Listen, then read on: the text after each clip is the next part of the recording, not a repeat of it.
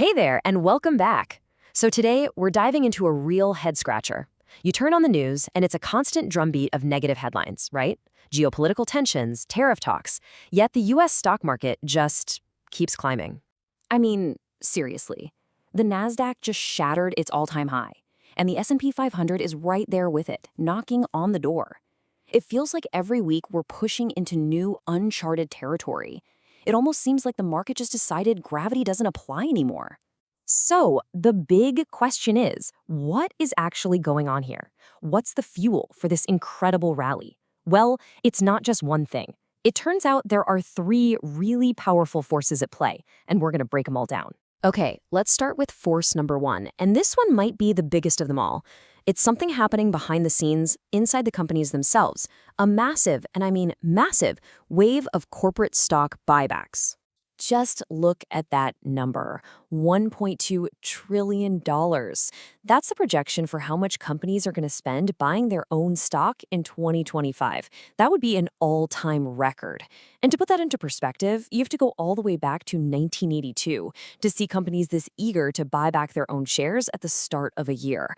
This isn't just a little trend. It's a historic flood of cash. And listen, this isn't just a tech thing. Of course, you've got the giants like Apple and Alphabet throwing around absolutely staggering amounts of money. But look closer.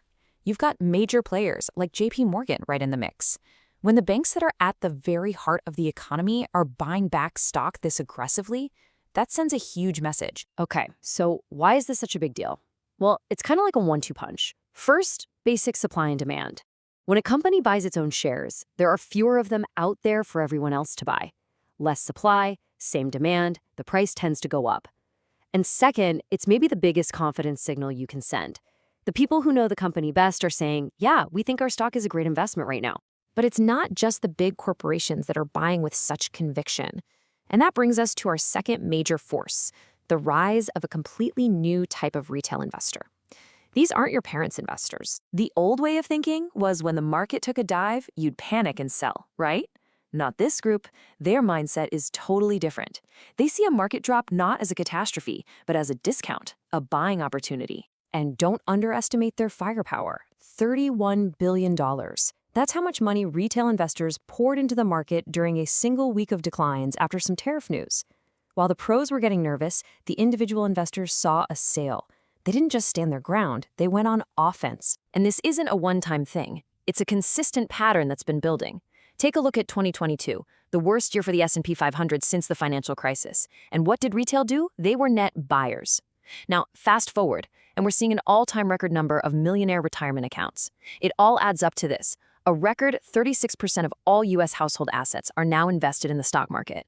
All right, our third and final force holding up this bull market comes down to the basics. The incredible fundamental strength of American companies, and, frankly, the lack of any real alternative on the world stage. At the end of the day, it really comes down to this. Companies are making a ton of money. I mean, just look at these numbers.